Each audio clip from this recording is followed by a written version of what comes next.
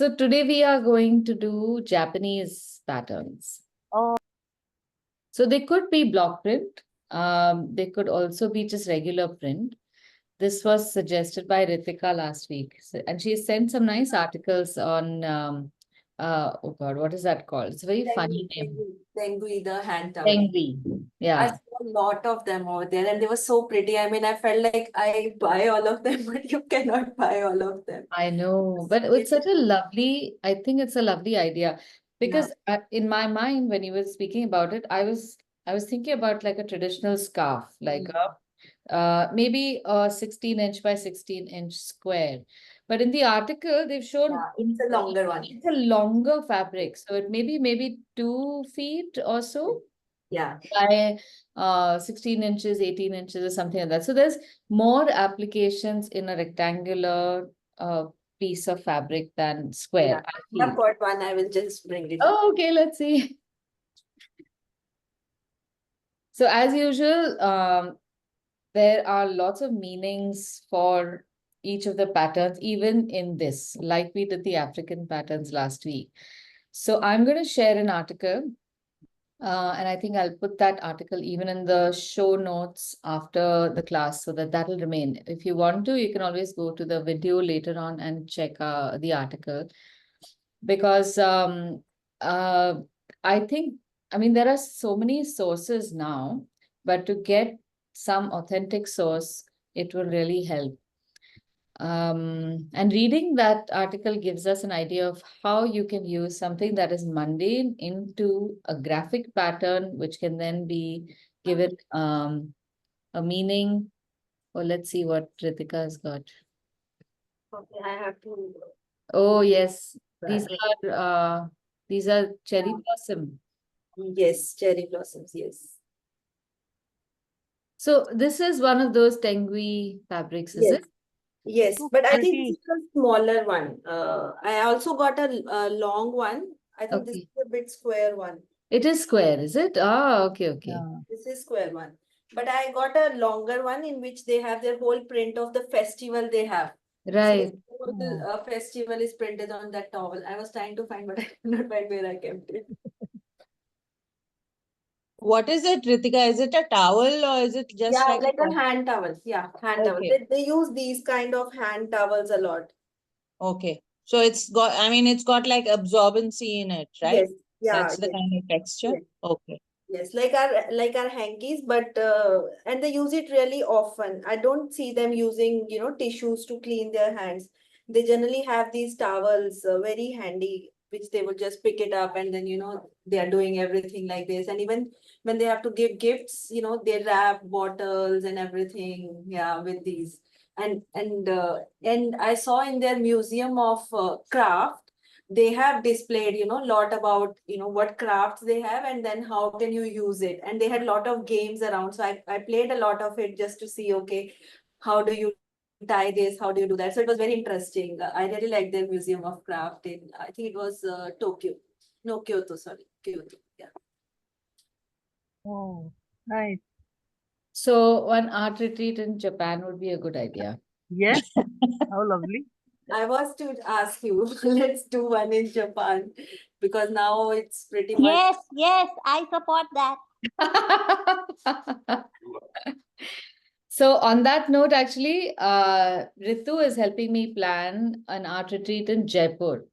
And I wanted, we'll be floating some information on the group, but I wanted to get some feedback from everyone regarding what dates would be good. We were looking at the 3rd week of November, 21st to 25th. So over the weekend, just see any of you who are interested, who'd like to come. So that helps us plan better. Ritu is now going to go and speak with certain hotels or resorts where we can put up. But we'll need to give them some kind of idea how many people we can expect and such. Yeah, if you get the dates, I would be there for sure. I'm banking on it now, Ritika, that you are definitely coming. For you, it's a hop, skip, and jump from Delhi. I know exactly. This time you'll be the one who will come from next to Ritu, you'll be the closest. Yes. All right. So let's get started. I wanted to do these prints with a view that you can use these prints for different purposes. Like Ritika said, they are used decoratively, I mean, to decorate things. They're used on fabric, and that fabric can be used in many ways also. The article that Ritika has sent is very informative of how these fabrics are used. So even for us, there are many ways in which you can use patterns. One, of course, is make an all over pattern on a piece of paper or card. That can be a giftable bookmark, perhaps, or even just a greeting card, since the season is coming. But you could also use this opportunity to practice certain skills in painting, just being able to draw lines a certain way. So this is, I would put it in the category of like a meditative art form. So not only the regular pattern of the design itself brings in some order, but in drawing it and painting it, you will definitely improve your muscular strength also. So this has been my experience when, for a long time, I used to just do line art. It used to mostly be doodles, but not like the doodles people talk about. I would make very intricate patterns. And in my mind, the way my approach to making those doodled patterns was to break up space as evenly as possible. So while on the one hand, we look at making positive lines, we also need to be aware that the moment we make a line, we cut negative space out. So in these patterns, you will notice that the negative space has been cut in a very pleasant manner. There's thought given to where each line goes and how the space has to be divided. So while you're drawing this or painting it, I would like you to look at that like a fallout, a byproduct of making this design. We will start again with making some blocks, but this time I'm going to give you the freedom to compose your own page.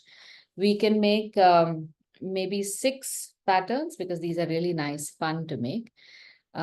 You can make them like 6 long panels, almost like bookmarks. You could make 6 squares. You could also make just one large composition with 6 different parts cut into that, and each of those parts will have one pattern. So very often you will see that there are multiple patterns put together in a piece of fabric. You will see that in kimono fabric sometimes. You'll see like there are clouds and there are these geometric patterns, and then there is something else, and then there are flowers, and it's all very enmeshed into each other. They're not separate stripes. So that can also be a very interesting exercise. The lines between those shapes can be very amorphous. Some may be big, some may be small, and depending upon your comfort, you can make the complicated patterns in the smaller sections and the less complicated patterns in the larger sections. We will choose, well, many of them have just a single color, but again, I leave that to you. You can use one single color throughout the entire composition, or you can choose between 2 colors, or you can just make a like a jhatak, everything different color. Even that is fine. Nothing is wrong or bad until you have done it and decided that it is wrong or bad. So at the outset, keep your mind open. Think about it as an experiment. We will never know unless we do the experiment. So I'm going to try making the pattern a little amorphous. So we get one entire frame. I'm not making it too big. I'm leaving about 2 finger space from all sides so that it is a nice enough frame. Now, since we are making it in a rectangular shape, this would be a good opportunity to use paper tape so that we can get some order in our design as well. And maybe I show you, finally I got the big one also. This Oh, is- okay. Oh, let's see, 1 second. Let me pin your. Yeah. Oh, Yeah, this is their some festival, so they have printed that festival. So that that this is was the so song. cute. Yeah. How interesting. Yes. They have lovely aesthetics. Yeah. Even Uh, with the paper, I mean, I went into a one of the shop, that washi paper they have. hmm. It was it was so lovely to be there and see their prints and everything. I could not come out of that shop for 2 hours. Oh, I would love it. Yeah. So please make an itinerary of all these places, huh, Yeah. Ritika, and then you can take charge.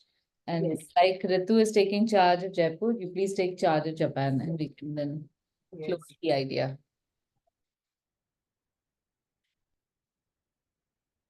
Okay.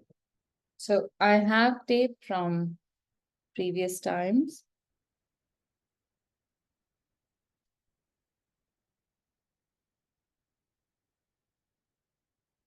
Hopefully it's still working. I don't know.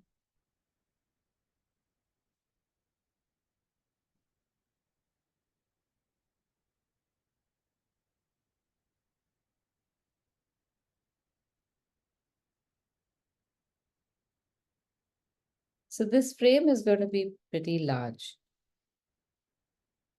It's more than 2 fingers from the sides and about 2 fingers from the top.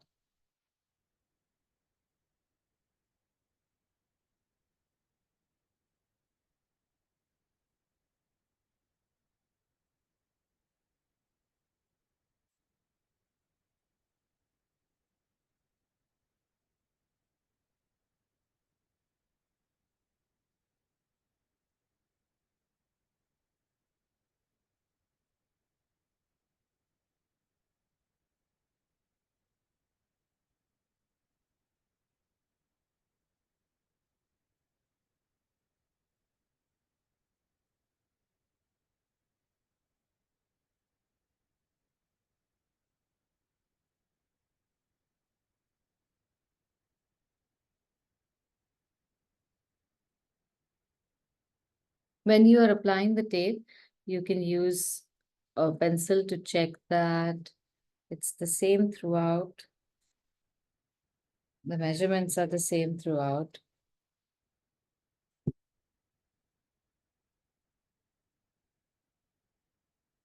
And before you make all the divisions, take a look at all the patterns.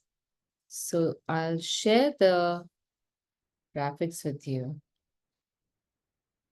And I'm going to try and give you the names of these also, because like I said, I have found an article which gives us some explanation about these patterns. So this one is called Seigaiha,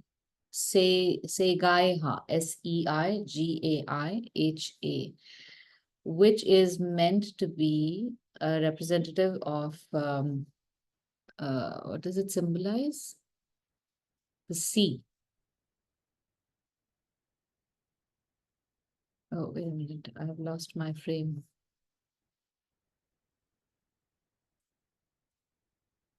The next pattern. These are supposed to be, the name is Yagasuri, and these are feathers. They're supposed to be lucky charms to fight against evil and to protect homes, because these feathers were used on the ends of arrows. That's what they are meant to symbolize. The next one is, this is very cute. It's called Same Komon. And this, it's so sweet. It looks like the skin of a shark. So, the article says it was used on fabrics of the Shogun family before becoming popular. And doesn't have any particular meaning, but it's just a very elaborate pattern. I wonder whether this is a pattern used in shibori, tie and dye, because it's got all these dots. So it will be extremely complicated, but I suppose Those dots make it more like a shibori pattern. Then we have something called the shippo. So this is one circle which is next to another circle and another circle to create a lovely diamond shape within a circle just by the negative space. So this is, it's supposed to represent the 7 treasures of Buddhism: gold, silver, pearl, coral, crystal, agate, and lapis. I don't know how it becomes 7 because I tried to think about it. I said, okay, you have one big circle, 1, 2, 3, 4, 5, 6, and I don't know where the 7th is. So I'm trying really hard to see where the 7th part would be. So if you have any, if you see anything 7 coming out of this, please do let me know. The next one, this one is such a sweet little pattern. I have a feeling this might represent the mountain. But let me think about, oh no, this is supposed to be scales of dragons or snakes or fish. This also brings good luck. And this is a kagome pattern, which is just the pattern of bamboo baskets. I love this. This is so cute and simple. I hope we can make this though, because it looks cute, but underneath it is probably embedded a very difficult pattern.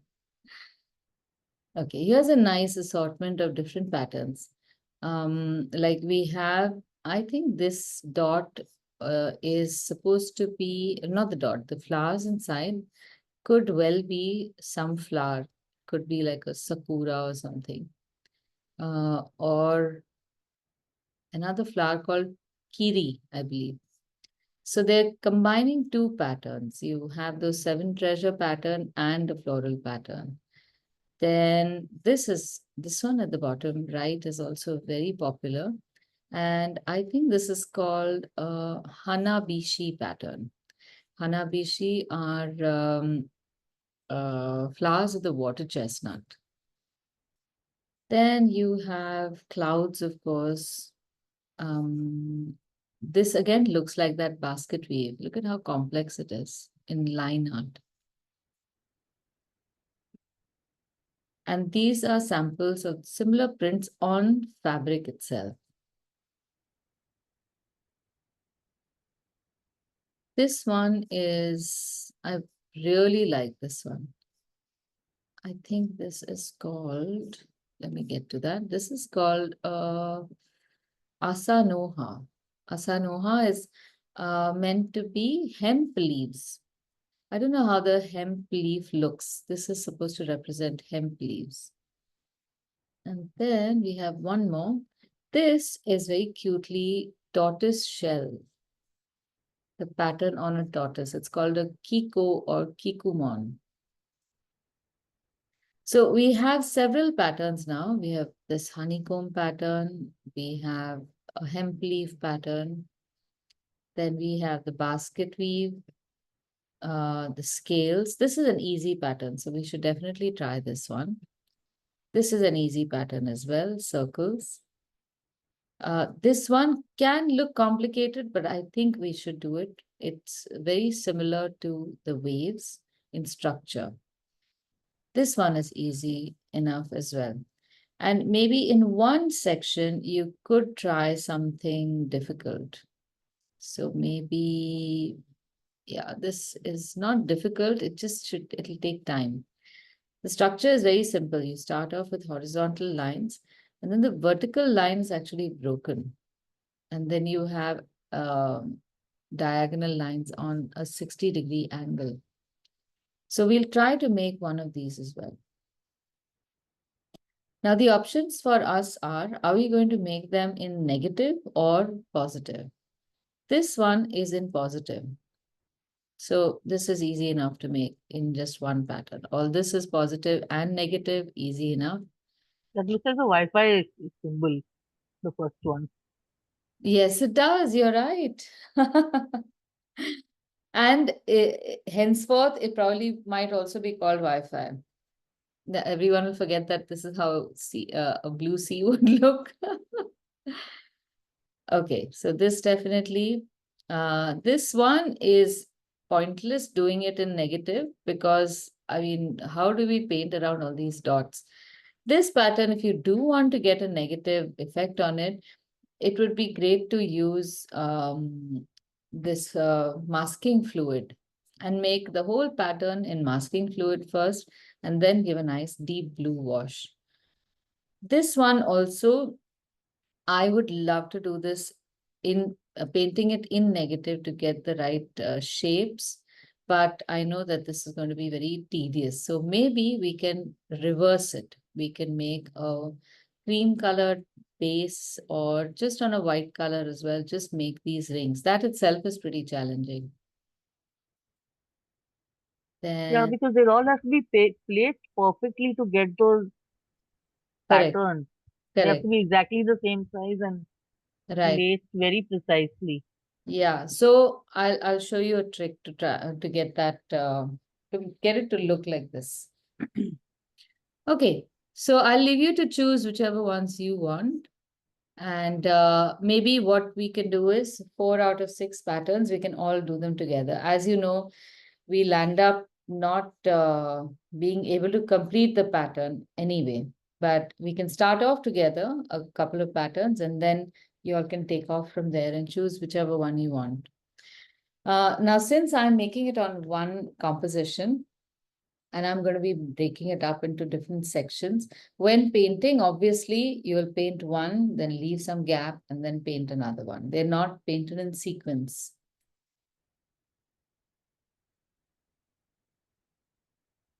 Okay.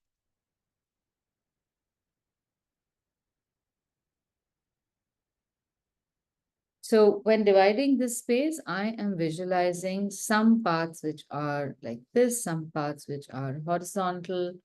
So we can just try out different shapes.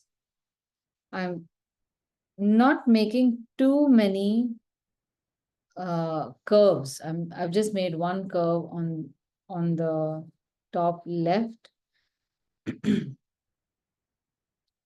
Then I'll make a curve on the bottom right, but it won't be corresponding. It won't be the same as the one on top.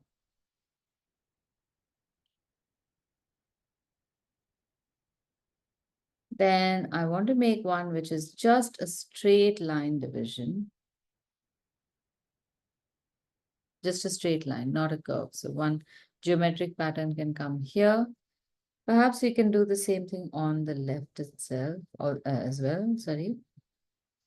To get one more geometric pattern.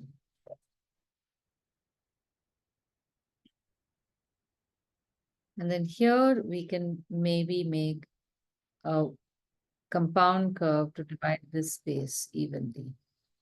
So the shapes I'm making are not too complicated.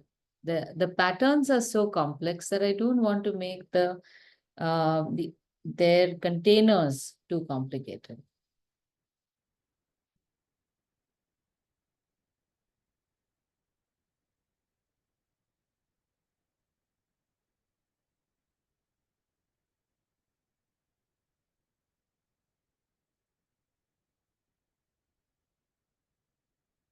Now, just so that we get some kind of texture going, I'm going to obviously make everything in blue. I may make one pattern in red, but mostly it's going to be blue. So let's start off with making something simple. Let's try those feathers first. Since we have this vertical space, let's divide the space into 4 parts. Now, these instructions, of course, are only for those who are making this pattern. Like I said, I have given you the freedom to make them either in individual squares if you don't want to make one large pattern, or you can make different sections so that you can also try some composition of your own. And again, if those of you who are more comfortable making it with tape, you can make those tape alternate sections so that you can paint two, let them dry, and use the same tapes for the remaining sections, and so on and so forth. Now this space I'm going to divide again further into two more parts. So I'm just making 4 parts right now. And let's see if the design makes sense over here.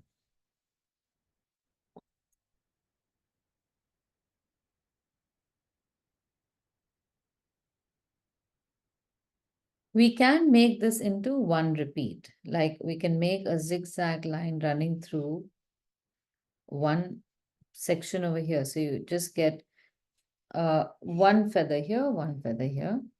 So this will be white, this will be blue, this will be blue, this will be white. Or you can make it even smaller and make the blue and white pattern even more intricate.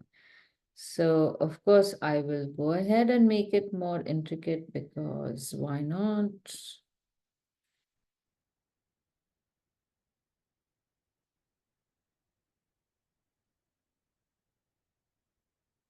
So it's very possible that you might be tempted to use a scale over here, because there's so much geometry over here. And I would in fact say, maybe you could take up a separate project where do try using a scale to make these patterns. There's nothing wrong with using a scale to make geometric patterns, and being able to use a scale properly is also a skill. Maybe at some point I will use that for us as well. All right, now once you've made this, just divide this into equal sections on the side here. So don't make the zigzag line before marking these sections, because now you know visually what you want to do. Also, when you're making the line, ahead of time decide what is the what happens to this line. So you go up and down, up and down, up and down, up and down. Does it end evenly? Should you start going up first or a down line first? Think about all these things before you start making the line. So I'm taking my first line from this dot up, and then I will follow in such a way that the next line also comes. It's like standing shoulder to shoulder. All these lines, as they come down, are coming to the same point over here. If you are unable to do this, use another tool like this. Instead of drawing a line, keep that base, and then I can use something like this, which is more even. And you can very well draw the pattern from here up and make sure that it comes and ends at the same place. So here's one trick where you don't always have to draw a guideline.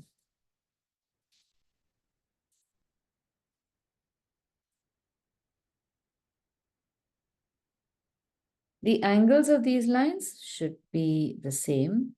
Pay attention to that.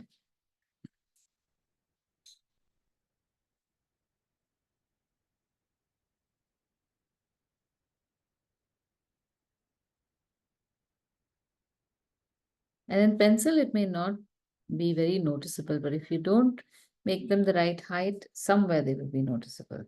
Now look at this distance and see whether design extends in other areas which we may not have accounted for, like on the top and maybe at the bottom as well. Just tips of those arrowheads might be visible.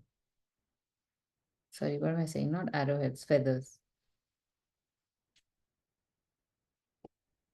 Now in the center also there is a line running through, especially in the negative space. So you can make a double line if you want to, or when you are painting, remember that you have to leave a little space on either side of the center line.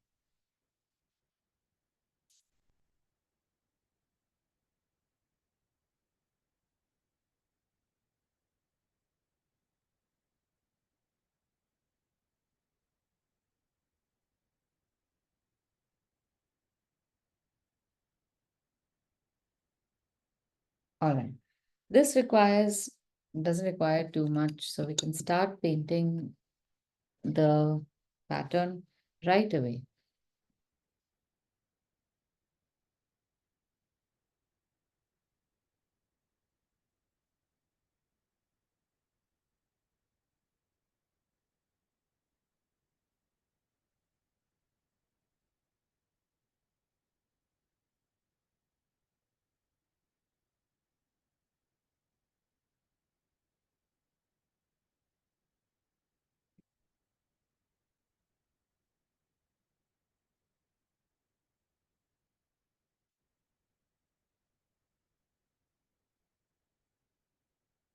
I'm going to be using a mix of all the blues, not just one blue. So I will choose, sometimes if needed, I will choose one particular blue for one pattern, but then I will, maybe for another pattern, I may choose another blue color. And if at some point we are making a pattern that can accommodate more than one shade as we paint it, then I might just keep dipping organically into different blues also. So I'm painting this with a thin brush. This is a number 4 brush. It's on the thinner side of the medium brushes. But look for a brush which has a nice tip as well, because when we make the fine line, if your brush does not have a fine tip, it'll help to have a thin brush to do that bit. So we can start vertically, horizontally. Basically, you just have to paint every alternate rhombus. So let's say we start from here, go very close to the line, and don't paint on the line. And do the same thing on the other side.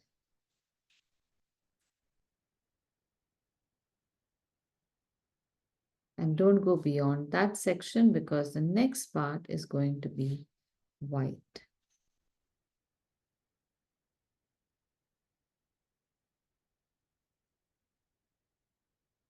In this section, I'm using cobalt blue.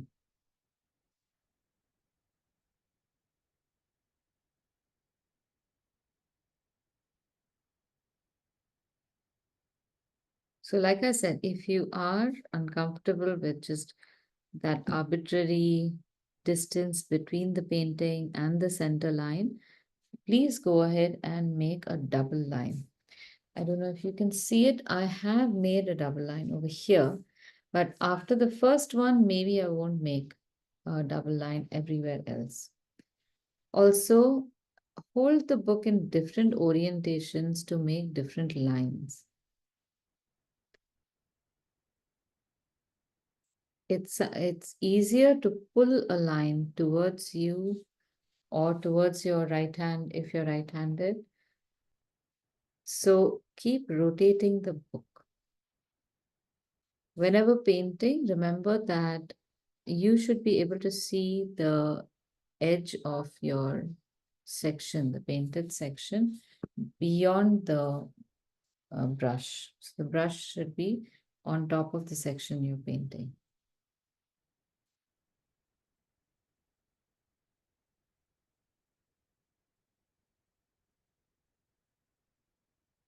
This is another nice project for Alka, I think.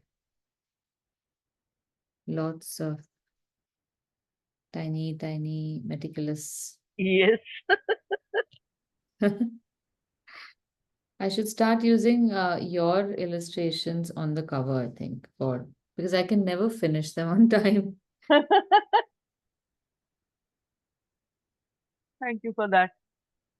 Yeah, you've been doing so well. I feel so nice to see. It's like I visualize the end result, but you actually complete it. So that really I think it gives everyone an idea of how it's going to look. And Yeah. I think more or less encourages everyone to also do it, because you want your book also to look like that. Okay, now when you're making the thin line in the section that is supposed to be white. Here, please think about changing your brush and making that thick line carefully. If you look at the pattern that I've shared, they have gone in because of course it's a print. No? It's almost a digital design. So you will actually see at the top end, there's also a tiny triangle in the negative space.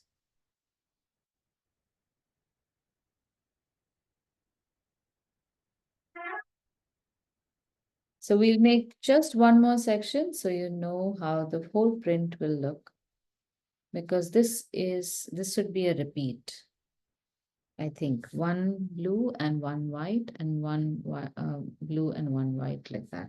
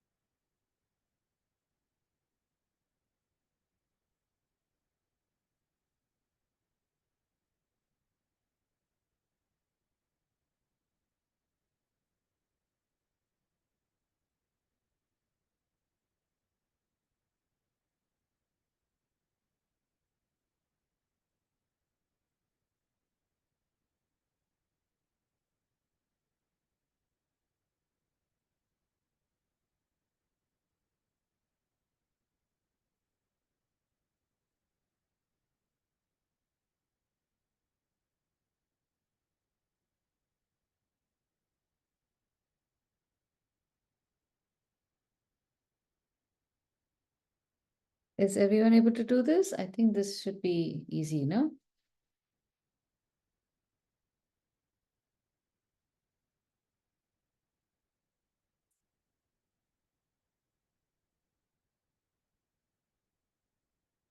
So if you feel that you're not getting even color, or if the line is bleeding too much or something, check for consistency.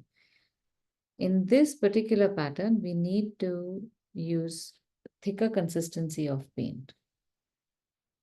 You should get very nice firm lines, and also if you paint very methodically, you should be able to make a nice flat pattern out of it as well.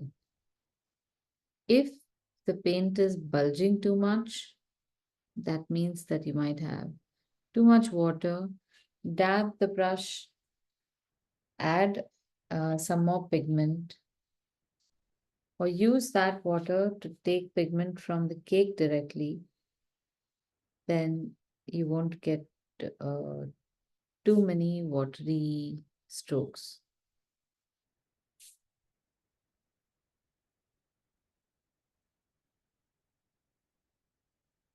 It's going to look beautiful.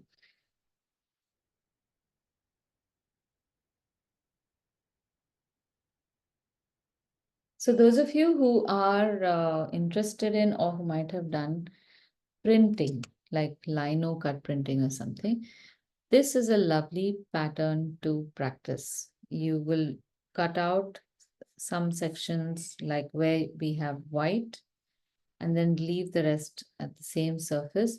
And you can cut just maybe this much and a line. So this could be your entire pattern, one line here and this, the feathers over here. And you can just repeat this at the right distance and you can get a pattern. So some of these are lovely to practice in lino cut. It's a simple idea, but you can make an infinite print out of it.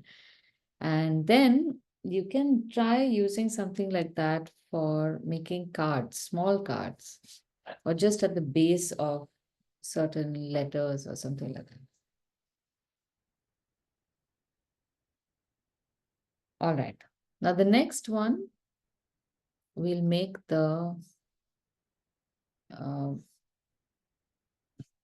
we can make this one. So for this, we'll use the pencil for now because I want to make this look like it's in the negative. The actual pattern is the pattern in negative, and the wave is what is filling it up. Let me look at yeah, over here as well. Here it's exactly opposite. Can you see this? Here the positive is making the wave. We can do it both ways.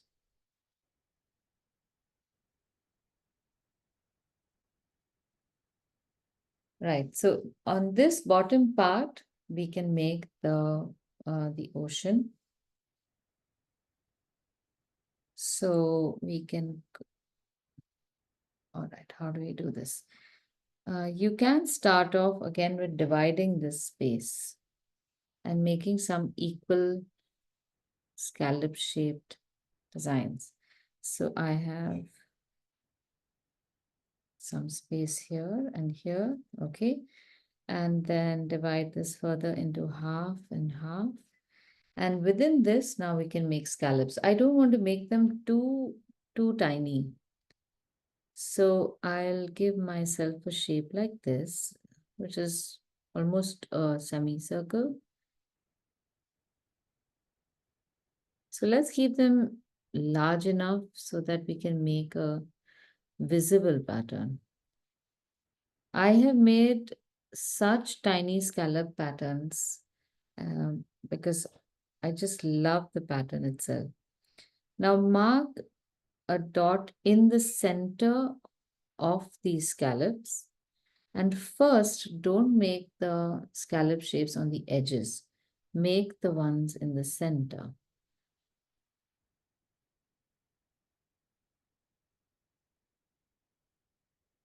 It's not as difficult as it looks. Once you know the height and the trajectory of this line, you can make the incomplete shapes as well. So take the time to mark the centers of these scallops, and at every point, keep looking at the bottom and how the shape must look as you go further.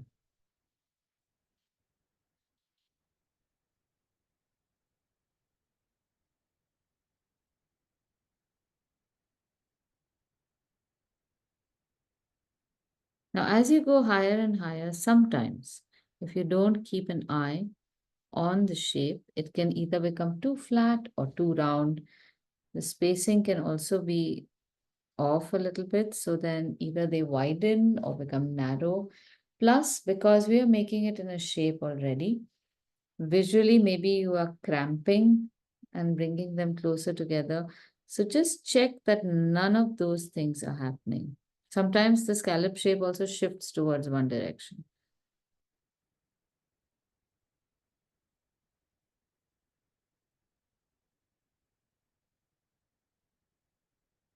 Oh, good. This fit really well.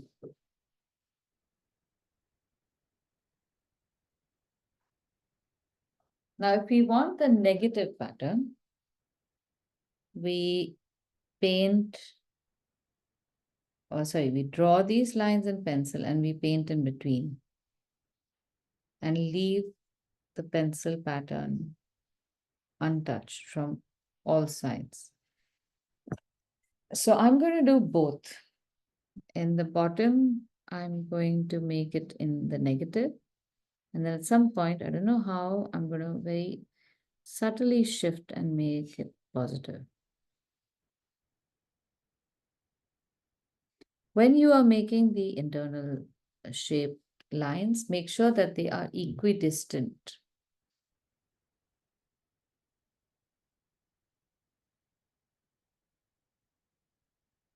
This part I used to absolutely love. This is my favorite pattern in the doodle art that I made.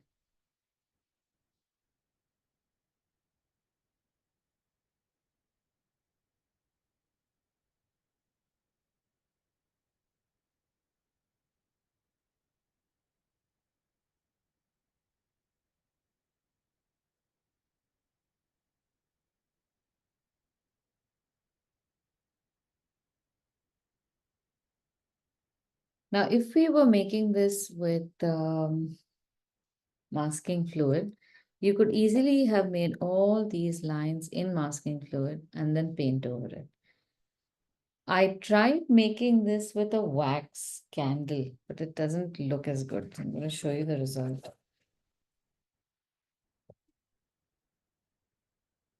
I'm not getting very crisp lines, so not the best outcome. I'd rather wait for masking fluid. And as always, I have masking fluid, but it is hiding from me. So Aditi, if wax candle doesn't work well, Hmm. I know that white wax color, you know, the crayon, Yeah. it's crayon because it's more pointed. Yes, yes. That tends to work.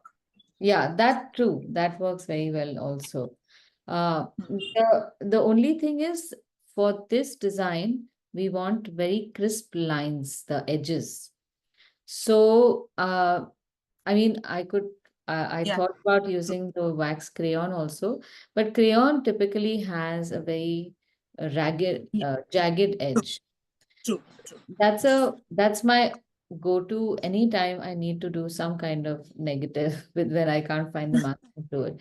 But masking fluid is absolutely worth picking up. So I would encourage everybody to try this with masking fluid. And the same thing that we're doing here with pencil, you can paint it with masking fluid and then paint over and see the result. It is just magical. Yeah. So Aditi, have you tried masking fluid on this paper? I have, yes. Okay, You and have it works fine. it works fine, but you have to put it in a certain to a certain thickness. It can't be too thick, it can't be too thin. So you have to experiment with it a little bit. If it is too thick, sometimes it pulls out paper. If it is too thin, it doesn't even come off the paper. So you have to be a little careful with that. So there is a golden medium. Yeah, the golden ratio for that. Correct. Okay, so here we go. I'm going to paint this in reverse. So I'm just going to paint around the lines.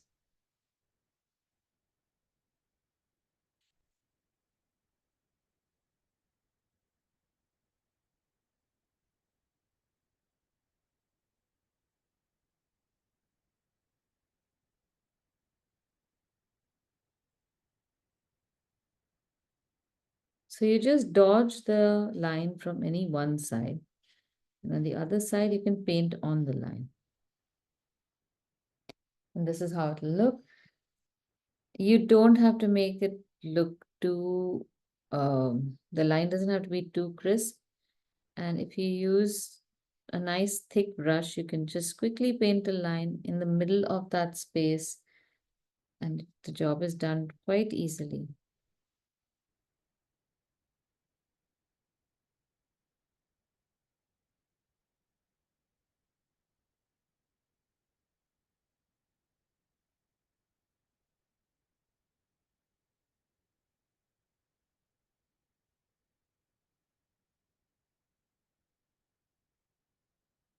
So here's a trick that is used by letter artists I can give you. When making curves, and if you want to make curves of one thickness throughout, you feel the need to rotate the brush. But I'll give you a tip. So say we are making a curved letter like the letter P.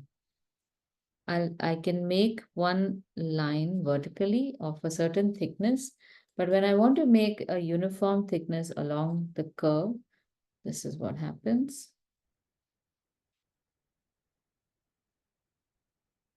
I get the top and bottom right, and then this brush thins on the edge. So you make this, and then you turn the letter and make that part by holding the angle of the brush horizontal or perpendicular to that line. And you can even that line out. So we can use the same trick here because these are after all also curves. You can get the top and bottom fine. So this angle I will get the top. This becomes slightly narrow. Don't worry about that. You can get the top and bottom fine. Turn the book on its side and now just do this section one more time. And you should get a nicer line. Because if you are going to paint this section by section like this, it's going to take till Tuesday.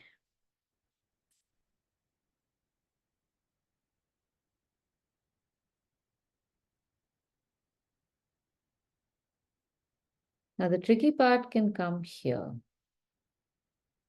where we actually have to paint in an internal triangle and then start with these again.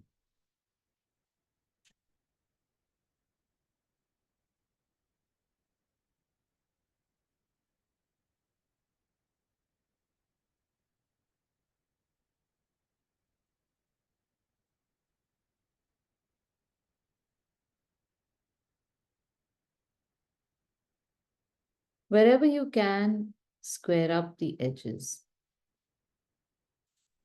because then they give a sweet definition to the line, the negative line.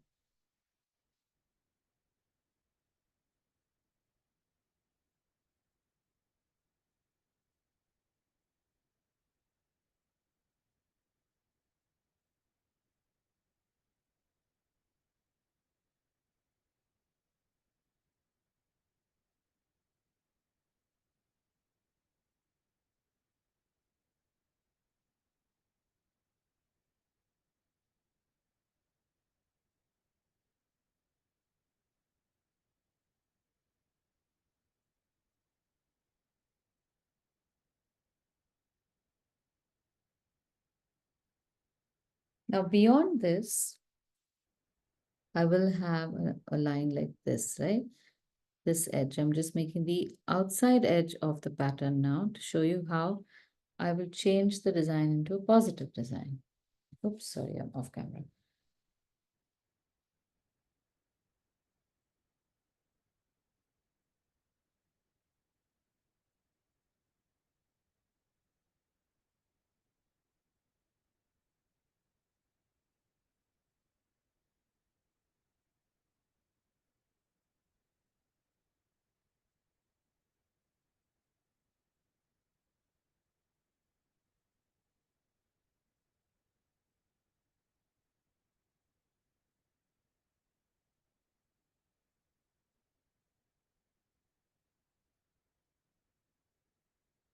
So after this is done, you can use like a number 4 size brush and make this whole thing in just lines like we did in pencil. So this time I'm going to make the lines part. And a 4 number brush will have enough thickness for you to make that line well.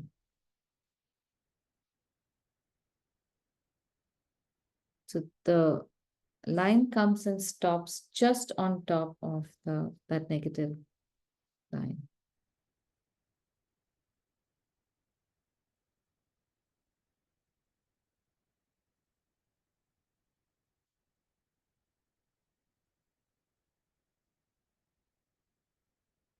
And here the lines will touch.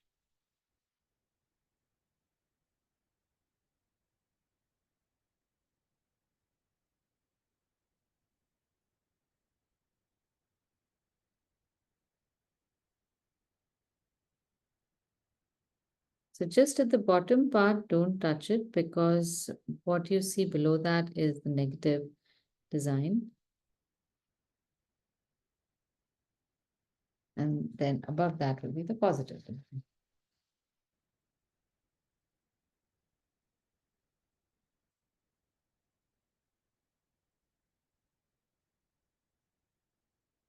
So these lines will be just as thin as the negative white lines you've kept over here. So then it looks like the pattern is related.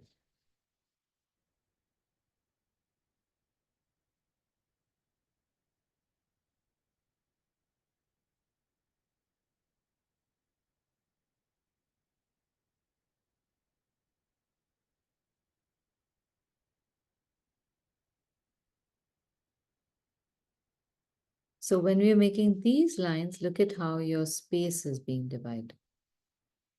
Make sure that these distances are the same.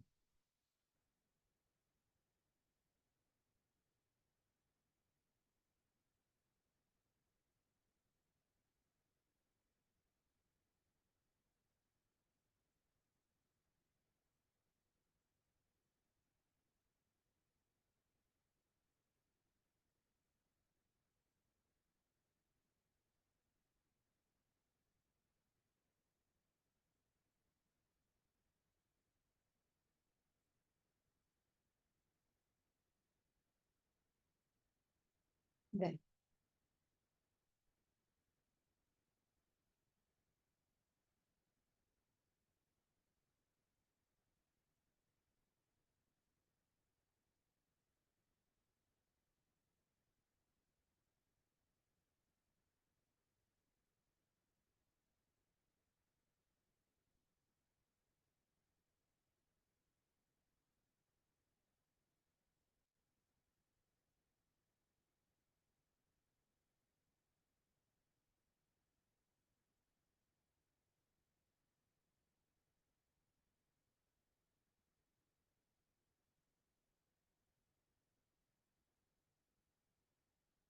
So the next two patterns we can make, they can be the fish scales and the hemp flower.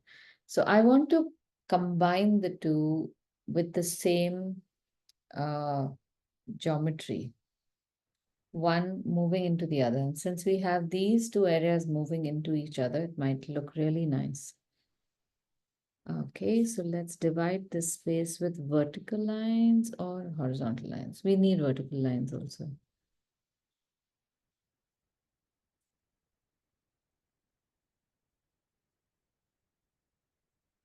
Okay, I'm dividing this space in half.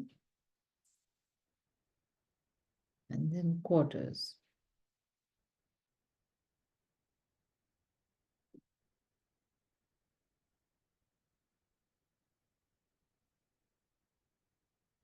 Now we have to make horizontal lines which are the same distance apart as these vertical lines. So let's start with this 1 point. So there is some context.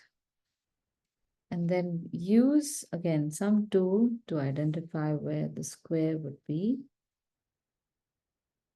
We do need squares, right? Yeah, it's very confusing. Yeah, I think we do need squares. Let me see where my square is. Okay, we'll go with these squares and see how it looks. I have a feeling even rectangles might do. Okay, so I'm getting some nice squares like evenly spread. 1, 2, 3, 4, 5, 6.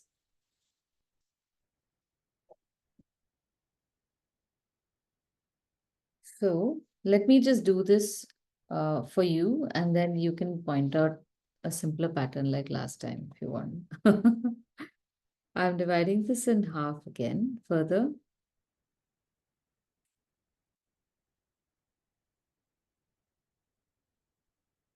And on the bottom, I'm making these triangles for the that mountain, not mountain, I keep calling it mountain. This is the fish scales. So every alternate triangle will be colored. So these lines, if you notice, run on a diagonal which runs through to the other side as well. Okay. So we can just draw a line through and through and create a nice geometric grid. Likewise on the other side is also.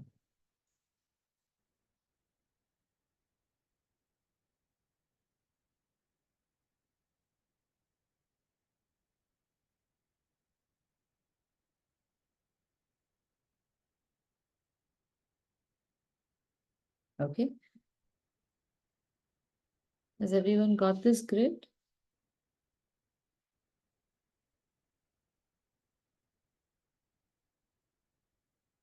Now the bottom part is fairly simple.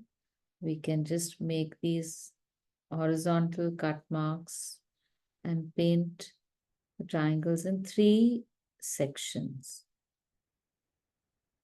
That should be easy enough.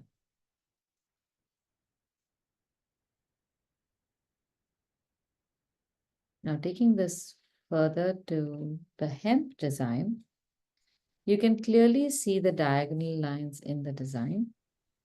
Then the vertical line is broken at some point. So let's take this hexagon over here. I have a vertical line. Say this is the center dot. I draw the diagonals, but in the vertical line, I stop at every triangle and then draw 2 lines from the center of that triangle to the external apex. And I keep doing that to every triangle on the vertical line. Yeah, can you see that the triangles are bisected by a vertical line? And we just need to make a dot somewhere what looks like the center of the triangle and draw lines out, going out to the 3 apexes.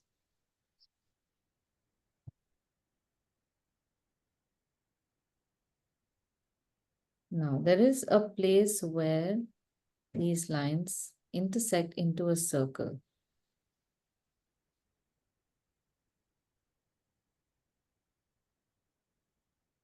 So at every point where all the lines converge, you will see a circle, which is across every diagonal, I think.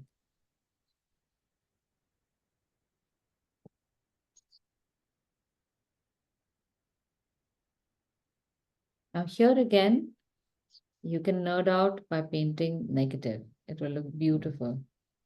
Or we can just paint in positive.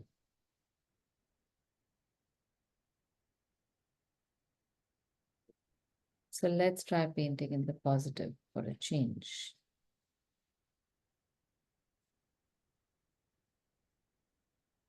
Can I make this pattern once and let me try it out? So if there are any mistakes, you can catch it. So I'm starting off from a section where I can see the whole pattern, and then I'll extend it into areas where I can't see the pattern. I can see a circle over here. And from there, I can see that on the diagonal, there are circles everywhere.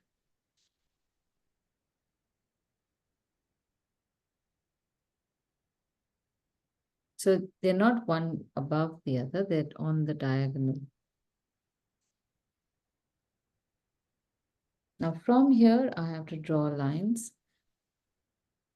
They don't touch the circles. There's a little gap from the circle to the line. But they do touch over here.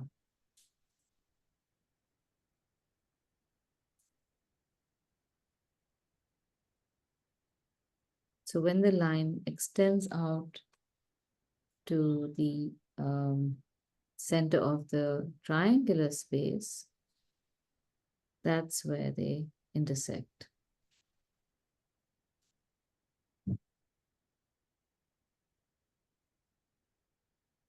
And that's exactly what's happening in every triangle. Sometimes you have a Y shape pointing up, and right next to it, you have a Y shape pointing down. And you will have a line on every diagonal.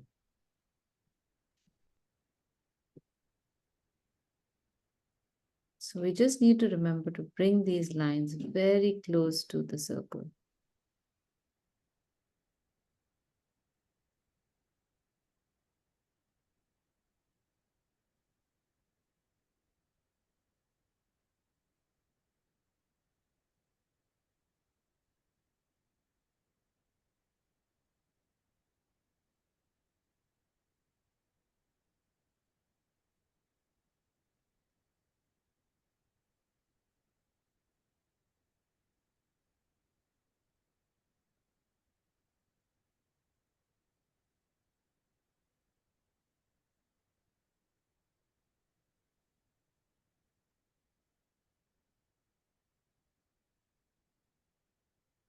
Yeah, so my hemp leaf has become a little too oblong.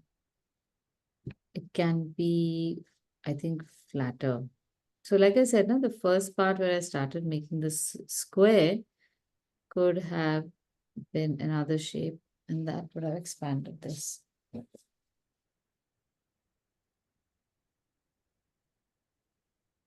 And for the bottom, oh, sorry, I've merrily gone into the next part of the pattern also.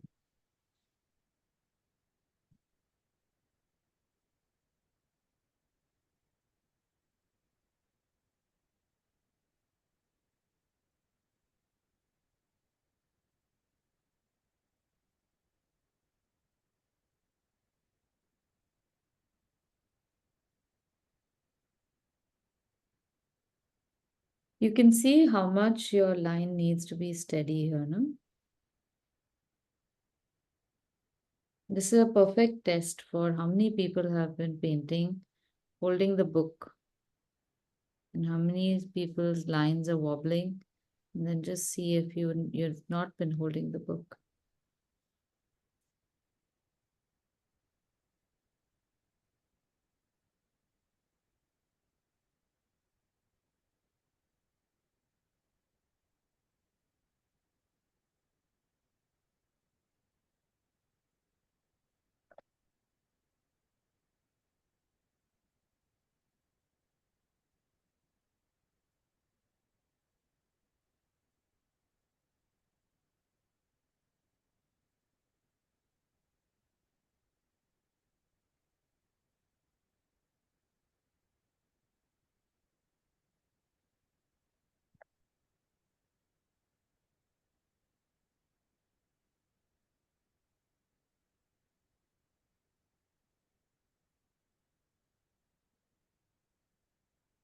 So this is something I think I just land up doing, having a background in graphic design. When positioning patterns, how do you look for similarity or variety? Something like this. If you find a structure that seems to be repeating, it only makes sense that you place these patterns seamlessly, one below the other. So in terms of composition and decision making when it comes to composition, I have a certain formula. I like to know everything that can be categorized together. And then I choose whether or not I want to keep them together or then keep them apart to bring out the contrast or similarity or tie them together on opposite sides of a composition. These are all important concerns when it comes to composing your picture. And each of these decisions will, to some extent, change the experience of the painting itself. So, when you are looking at a blank paper, these are the questions that you should ask of your painting. What am I seeing? What kind of effect will I get? Will I get a very pleasing, peaceful feeling because all the shapes are harmonized, they talk to each other, they're all balanced, there is no negative space that is unspoken for? Or do I want to create tension and make everything look a little less balanced? So then in that case, I could have taken this pattern and put it somewhere else and then taken another pattern maybe and put it here. So you are aware that there is a harmonious base to these two patterns, yet one is here, one is there. Why the discord?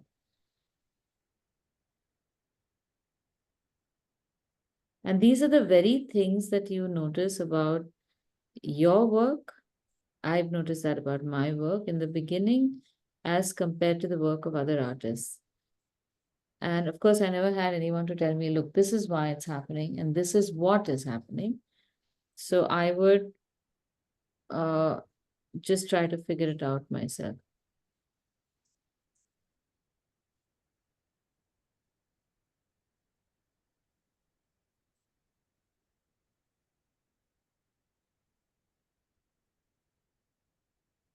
Okay, I want to show you what I've done here. Because I made that dot here, I bled my hemp design into the scales design. I had these massive dots which I had to somehow take in. So what's happened over here is that this triangle has become distinctly wider than the others. And it has eaten into the space of the base of this triangle. But I have left a token negative space over here because I don't uh, want to join those lines. I want to do the same thing over here for the triangle also. I'm not going to get a tip on the triangle like I will get on the next one like this. But if I don't keep that blank space, the token negative space between the dots, even if it's in the wrong place, then the eye will be drawn to just this one point where the triangle is all messed up, negative triangle. So to whatever extent you can stay true to the requirements of the pattern, do it.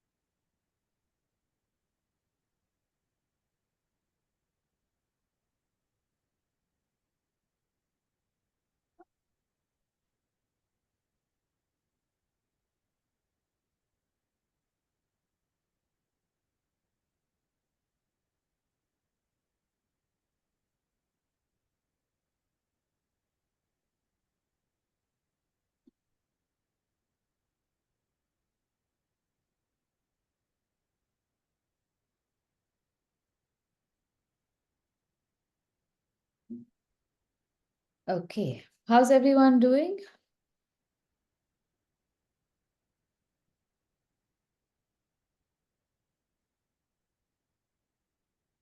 So before we end, because we still have 10 minutes, in order to make that 7 jewel pattern, I remember I told you, I'll tell you one trick. The trick is to not make the circles numerous and therefore don't make them too small. So say we do the 7 jewel, I'll remind you which one that is. The 7 jewels of Buddhism pattern. So we don't have to make this whole pattern. And if we make the lines well enough and we make it big enough, we can also paint it in negative. So in this space, you can turn the book sideways or turn it around and mark your design from this side. So make about 4 circles. It should not be too difficult for you to make 4 circles or just 6 circles or 2 circles if you have very tiny space.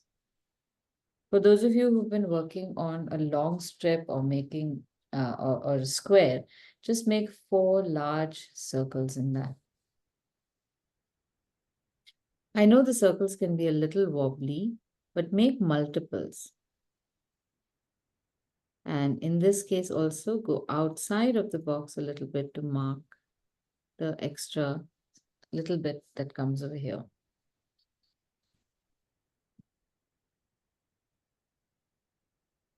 Now, the next circle has to go through the center of this joint, right? So we mark it center here, and make your circle go through these points. And as you make the circle, you will start seeing whether your earlier circles were also perfect or not. So this whole design can be tweaked as you draw it. If you mark those points through which your design has to go, as your design develops, it becomes much easier for you to see the design.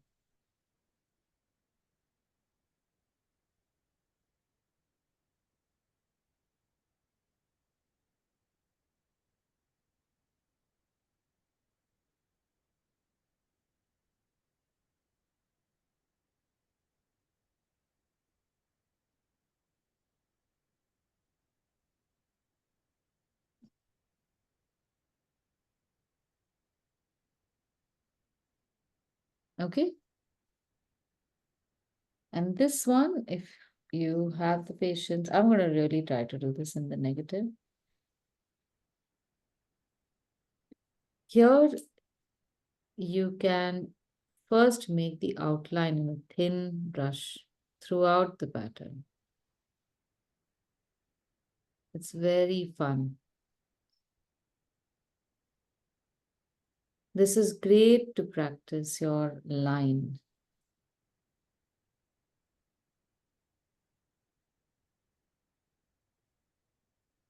So when you're making the line also, notice how this almond shape will come right on top of this shape. And the next shapes will also come at a certain distance. And you can keep balancing that out, keep checking it out.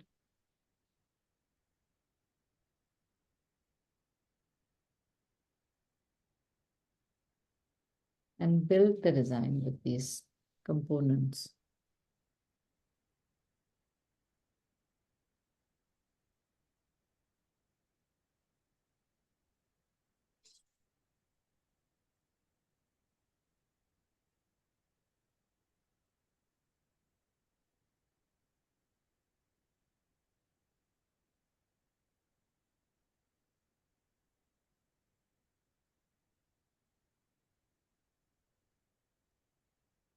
Check that all these almond shapes are also pointing at each other over here at the intersection. So these two are facing each other. The next ones should be facing each other, the same distance apart to get the perfect shape.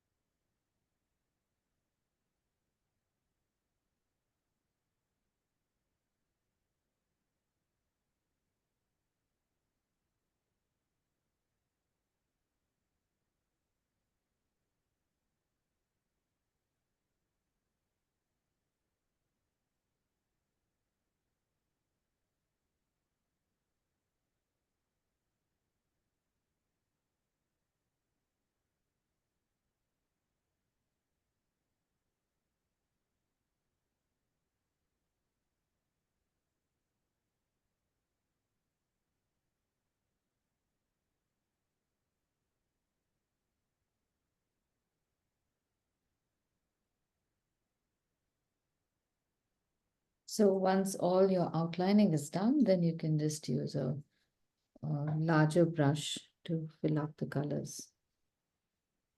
And this one, I could try mixing up the colors a little bit. So I'll take a little bit of cerulean, little bit of cobalt, just for fun. Sometimes that kind of color mixture can imitate tie-dye.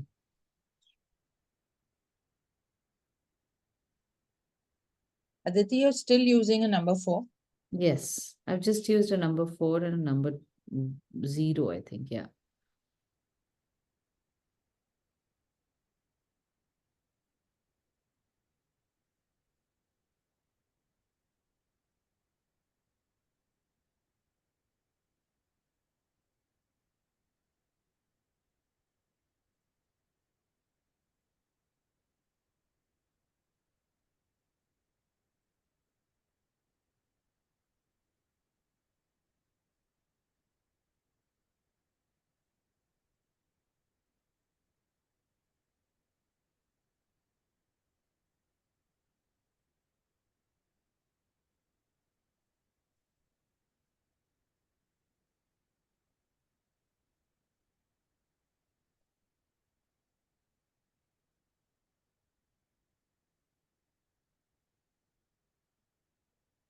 Okay. So that leaves just this one last one, which I give you the freedom to make whichever one you want.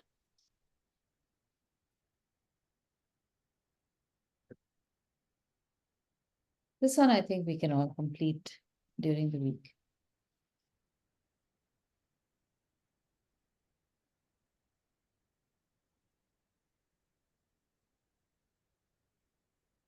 Okay, any doubts, difficulties?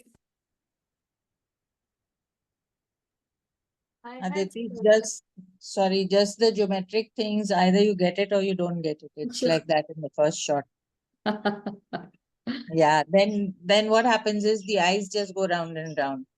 Yeah, let's see, Shivani. Nice. Oh, I like that color, dark to light on the triangles. Beautiful.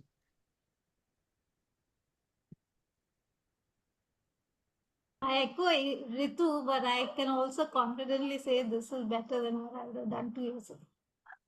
Better than what? 2 years ago. 2 years ago, I wouldn't even try this. I would be like, I'd give up already.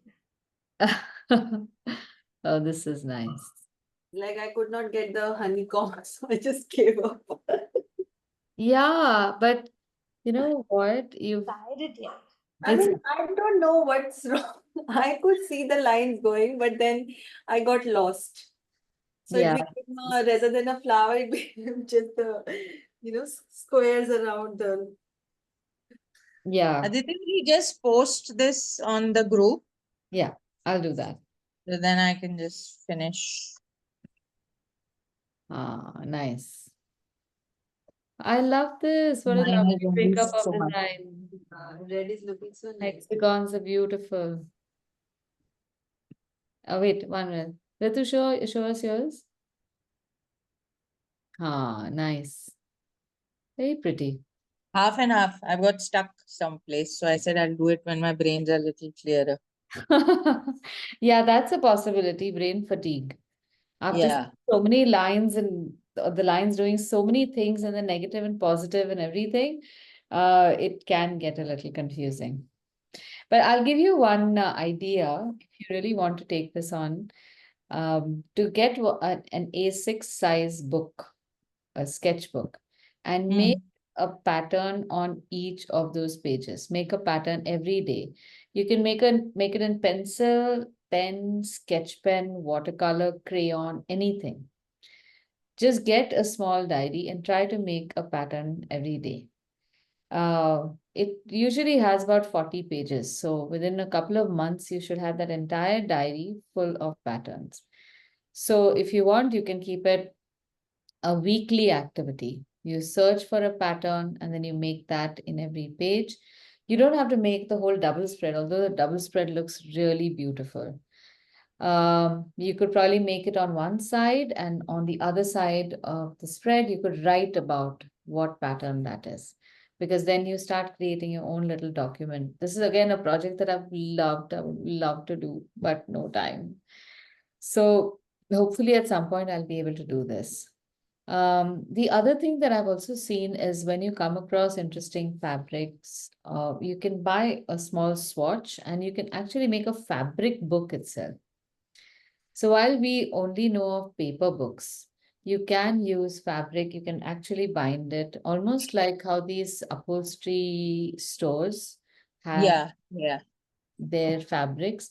So you can try binding those also. You can, of course, paste them on a paper and bind that. But I So you're found saying basically only matlab geometric patterns, right? so anything. When you start making these books, you realize that you can make them by themes. So you Hmm. could probably take floral patterns and put them together. There could be only patterns which are blue, or there are patterns. In fact, Ritu, you could do that because you do work with fabrics, no? Yeah.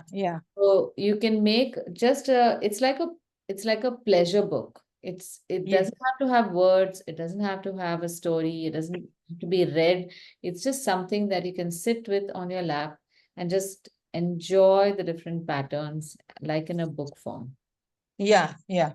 And especially because one gets such good fabric here in this place. Some Exactly. of them, Like I'll show you this. I have a curtain like this, and these are the, what do you call them? Chevron. Chevron, yes. Yeah. I mean, I noticed one thing that I just gravitate towards it, whether it's in the form of a garment or a furnishing or anything. I Even love if it's like a pattern on a food packet or something, Hmm, and then later on you realize, oh, you're gravitating towards, just similar stuff. correct. How Yeah. interesting. Yeah. Yeah. Like I'm a sucker for flowers. You can sell me plumbing equipment with flowers also, and I will just buy all of that. Or beautiful lettering with serifs or something. I will stop and buy. Yeah, we do have these things that attract us more than other stuff, other colors, maybe other forms. So imagine making a book like that where you say only stuff that I'm going to like, and at the end of it, you realize that this becomes your personality. Those prints and those colors are your personality. One Mm. is good, it's almost like a self-reckoning. You get to know who you are. In terms of art, it helps because then you know what your box is. And Mm. know if you want to be adventurous, where the boundary of your box lies, and you can step out a little bit and say, okay, what if I choose green today? How bad can it be? And you might just come up with something that is fabulous that you never expected. True, So true. what I'm trying to get at is that with prints or with any project, I try to expose you to different things that you can do with just this one subject. So like I said, you could make cards, you could make stationery. We are not really right now painting or printing on fabric itself, but many of these designs are so simple that if you have simple canvas bags or something, just the bottom part of that could be made into one of these patterns and it would look good. You don't have to make the whole bag, just a Mm. little embellishment here or there. And these things can become very nice personalized gifts for people. You want to gift somebody something. Why go to a store and buy something that is so generic that everyone is going to have? You can start making these almost like a hobby. You sit on a Saturday or a Sunday, take 10 bags, and right up till Diwali, just make a little bit here, a little bit there. We've done so many prints through the month. Just start making one or two of those and just have them ready. One fine day, you'll just say, okay, fine, what gifts to give? You have all these ready. And it has just been a by the way project. So Especially those Amazon brown paper that comes in all the packing. even that, yeah. So even those boxes, you're right. Then there are I the store even the brown paper bags. You never know when you need a bag. I'll fatafat make something on top of that. And I have been a friend of mine has been buying a sourdough loaf from me. So I just pop it in the brown paper bag, and I hate to give it undecorated, but I don't have the time for it. But I could easily use up some paint and make a few of these patterns, fatafat, and have those bags ready every time. That is how I think the Japanese aesthetic also works. It's not about opulence, it's not about too much. There's a little bit, but it's thoughtful and it's made. It's a little extension of um the care towards whoever else is going to receive that object. That little extra, I think, makes a lot of difference. Okay, enough lecture. I shall end for today. Next week I is, have one question. yeah, Shivani. So this pattern can be done on fabric bags also, right? Like, so Yeah. how do you keep the cloth stretched? You Uh, need the tool for that? no, so the easiest way that you can do, if you're using canvas doesn't need stretching so much because the fabric itself stays flat. You can use something like a cardboard, like a box cardboard, and pin the fabric onto that. If you're going to use a bag like a thinnish bag, then put the cardboard in between so that paint from one side does not go on to the other side. You could also use some butter paper or something because that paint can sometimes stick onto the cardboard also. So you need a layer to keep it aloft. I So, like this 9 jewel. I did it while you were talking. wow. Oh my God. I know. This is my favorite pattern. See, who would have thought? That's Yeah, why I said, oh, on a bag, so it looks so nice, man, in blue. It I will love look, blue is my color too. yeah, This yeah, is, you Shivani, should design- post it on the group, yeah. yeah. Acha, theek hai. I just did it Yeah. right now. I didn't No, finish no, it. even I have this fascination for blue, yeah. I just gravitate towards blue, Yeah. everything blue. Yeah. Good, good. Do it. Very And nice. make that bag. Ah, I'm very for curious. those about who that. enjoy patterns, this is a nice kind of a book. Okay, I'm not sure if you can see it. It's bound Great. only on one side. Yeah. If you Yeah, remove yeah. you can pull out sheets. Okay, Mm. so you need not carry sheets the whole book around. Just do one. And then what I do is I make my prints on these, Yeah. Beautiful. all sorts of I things. make bookmarks out of that. Yeah. Yeah. So I just keep Mm. this as reference because what happens sometimes is that you forget what Correct. you did. And so this is like my sample. I go back to this and then paint Yeah. out these pictures only. Same thing with How this. cute. Of course, it's great fun. I have a Yeah. book full of these patterns. These are actually for surface design, Right, right. Beautiful. quick stuff. Is great fun, but sometimes this book becomes a problem. Like I can't carry it everywhere, or I don't want to carry it, too far. So this I find is really really handy. You just take out Oh, the nice. sheet, Yeah. pop it in a book, and wherever I am, whatever I have, I will use. So if it's a color pencil, that's all I need. A color pencil and one sheet, and that's it. Nice. So these are Wonderful. very very. Aditi, Susan is your clone. No, no, no. Sad imitation. No, very good clone, man. Yes, in many ways, yes. I also learned a lot from her. Fun. Okay. Oh, good. Wow, look at that. Very nice. You've done a good Lovely. job. Very nice. How cute. This will be Patterns are good. great fun. Great. Yeah. I was tempted to use pens for this, You should have.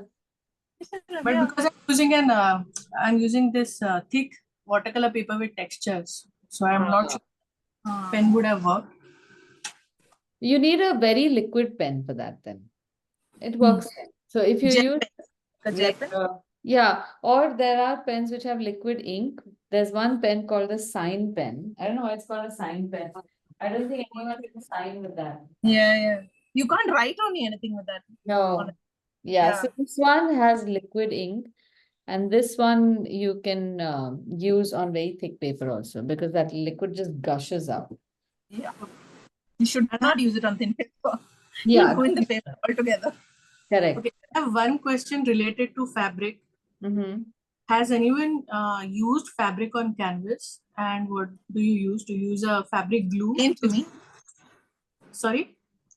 Fabric Like- paint to me. No, fabric. Like if I cut a fabric and I want to stick it on canvas, Mm-hmm. Normally we would do your back stitch, your border stitch, not back stitch, sorry, border, the blanket stitch to keep it like quilted piece. A blanket stitch it would be like your applique. Right. Seen applique. So basically you put the piece there and to hold it in place, you do the entire border, you stitch it up. Or otherwise you can use fabric glue, but fabric glue is notorious for wearing off in time. Okay. Washes. I'm saying washes. Right. If it's a bag, you're okay. Try Fevicol. Is it a bag you're using, Zai, or are you making a canvas painting? A canvas. So I can suggest something called rubber solution. Have you come across this? There's a thing called rubber solution, which is permanent glue. This is often used by carpenters when they take two pieces of wood or when they take some like lipping putty that they apply on the edge. You have to glue both surfaces and let both surfaces dry fully. After they have dried, when you bring the two surfaces together, it becomes permanent. So you can take a roller to apply that onto your fabric. Hmm. Let it dry, and in the patch where you want this fabric, there you can apply the glue, but make sure that it doesn't go beyond too much because it also resists paint. So you might Oh. not be able to paint over it too much. Okay. However, it can also come off like what's it called? Our masking fluid. Masking fluid. Yeah, so sometimes it is used as masking fluid also. So take a small canvas piece and test it out first. Maybe Gorilla Glue, something like that. That I- works on every surface. I haven't used Gorilla Glue, so I don't know. But I have this is really, so I don't know. like a synthetic glue. Okay. And you Rubber. No? rubber, yeah, it's called rubber solution or yeah, rubber glue also. It could be that Gorilla also, I don't know. But you will definitely find it in a hardware store for sure. It comes in glass bottles, and it's in a weird way corrosive. So don't put it in a plastic container. So it eats through plastic, it eats through thermocol. There is some chemical reaction that takes place. So always use glass. Okay. Thank you.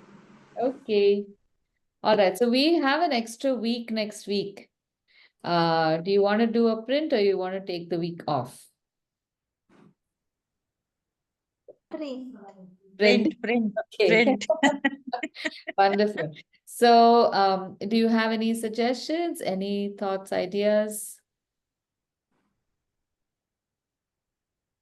So look for maybe what you could look for are other kinds of textures on fabric. So maybe something like leather and embroidery on leather perhaps, or something like that. But I give this as homework to all of you so that you can find different things. They don't all have to be related. We don't have to keep one theme. We can look at, Lace. sorry, Lace. lace. All right. Okay. Lace is an option. Why not? Lace would be good. Maybe we can try them for like borders. Yeah, we could try that. Lace is a lovely topic. Okay, chalo, let's do lace next week. Decide. Yeah, lace would be good. All right. Okay, great. Aditi, we have class at 3, no? Yes, today we do have class at 3, and I have put so many alarms now. I will definitely be there. And I need 10 minutes with you, Aditi. Yeah. So at the end of Can the class, after I'll call you. I'll yeah, call you. later. Yeah. All right. Okay. So Yeah. again, we are going to have this retreat in Jaipur in November 21st to 25th. We need lots of people. Minimum seats are 10 to 12. Yeah. So this I'm time. in India, November, early November. So now I just What? have to convince, because I have my college reunion, Oh 25th. yeah. It's like reunion after reunion. So Oh, now no. I just have to Shivani, convince my extend, please. family to extend, let them live by themselves for a month. I can stay in India for a month. Now come. About Extend, time. extend. You like it. Part of the convincing. Good. Are these weekdays? Weekdays or weekend? Thursday to 21st. Monday. Yeah. Thursday to Monday. Okay. Mm. So also spread the word amongst people you think might be interested, who may not already be in class, because then they have a couple of months for Chilo. class, and we can I can help them to also come up to speed for the retreat. All right, so we'll Ritu and I will share this information later. Okay. Aditi, one very nice idea. Tell every student to at least get one person. Get one. That's nice. Each one get one. Each one get one. I Yeah, get that- myself now, you take credit for it, Ritu. What? What? If I get myself to come, you take credit as the +1 for me. I will keep pushing. I will keep pushing you. Okay. Okay. Aditi, I'll call you in 5 minutes. Yeah. No, don't call me right now because I have another class till 1, and then we have our class at 3. So maybe at 1:30 or then at 5:30 we'll speak. Chalega. ठीक है. Okay. Perfect. 5:30 then? Yeah, 5:30. All right. Okay. Okay. Bye everyone. Thank you. Bye-bye. Bye. Thank Bye. you. Thanks.